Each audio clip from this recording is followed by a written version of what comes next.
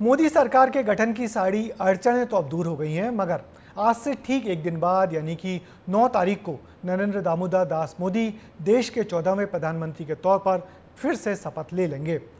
मगर उनके विरोधी नई सरकार के स्थायित्व पर अभी से ही आशंकाएं जताने लगे हैं और इसकी वजह एनडीए गठबंधन की वो सरकार है जिसके कुछ घटक दल अपनी मनमर्जियां चलाने के लिए जाने जाते हैं। हम ऐसा क्यों कह रहे हैं, देखिए हमारी ये report.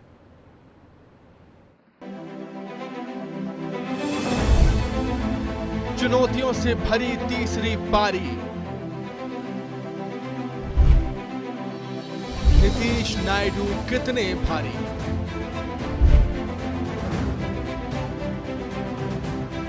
Propose the name of Sri Narendra Modi ji on behalf of Telugu Desam Party for the post of Prime Minister of this great nation. Shri Narendra Modi ji को भारत के प्रधानमंत्री पद के लिए समर्थन देती है। आखिरकार नीतीश कुमार और चंद्रबाबू नायडू ने तीसरी बार मोदी सरकार बनाने के लिए अपना समर्थन दे ही दिया और इसी के साथ ही दोनों ही नेताओं ने विपक्ष की सभी बयानबाजियों पर विराम भी लगा दिया। दोनों ही नेताओं ने जब समर्थन दिया तो सभी ने बड़े ही गौर से उनके बयान भी सुने, लेकिन जब नीतीश पहुंचे तो उन्होंने सदन में माहौल बना दिया। एक समय के बाद सदन में ठहाके लगने लगे। नीतीश कुमार ने न सिर्फ ये कहा कि वो तीसरी बार मोदी सरकार के बनने का समर्थन करते हैं, बल्कि उन्होंने विपक्षी गठबंधन इंडिया पर भी निशाना साधा और अपने बिहार की जनता को भी संदेश दिया। ये सब बिना मतलब का बात बोल बोल करके क्या किया है? ये सब कोई काम किया है? उन लोगों ने आज तक कोई काम नहीं किया। और मेरा आग्रह यही है कि जल्दी से जल्दी आपका काम शुरू हो जाए, शपथ ग्रहण हो जाए।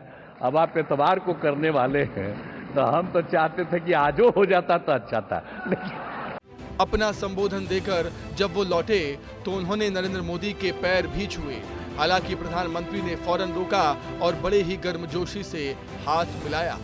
इसके अलावा तेलुगु देशम पार्टी के अध्यक्ष चंद्रबाबू नायडू ने पीएम की तारीफों के पुल बांधे। कहा कि मुझे भरोसा है कि नरेंद्र मोदी के नेतृत्व में भारत विश्व गुरु बनेगा। 3 महीने से मोदी ने जरा भी आराम नहीं किया। Honorable PM never took any rest.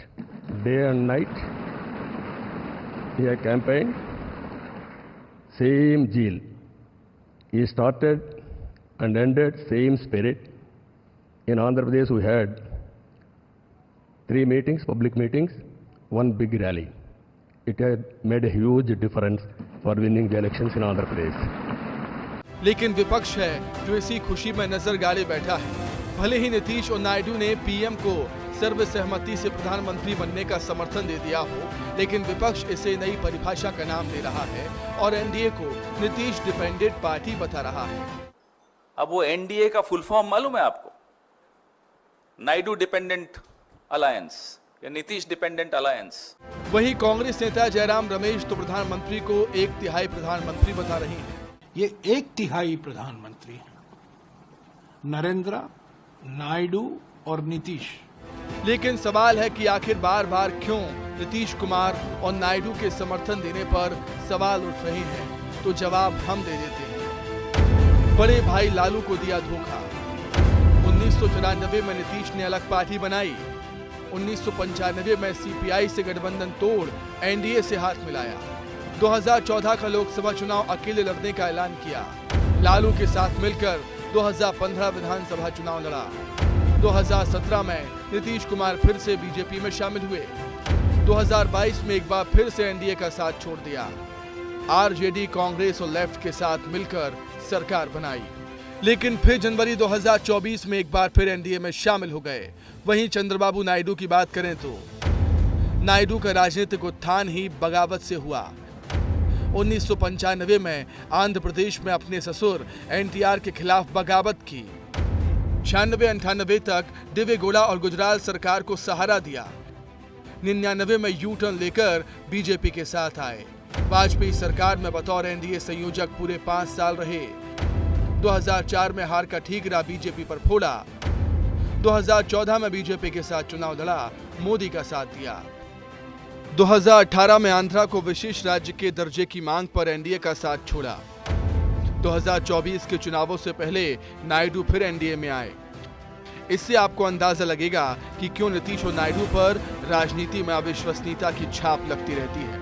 हालांकि इस बार बीजेपी को पूर्ण बहुमत न मिलने की वजह से इन दोनों ही पार्टियों के साथ सामंजस्य के साथ मिलकर सरकार चलाना किसी बड़ी चुनौती से कम नहीं है।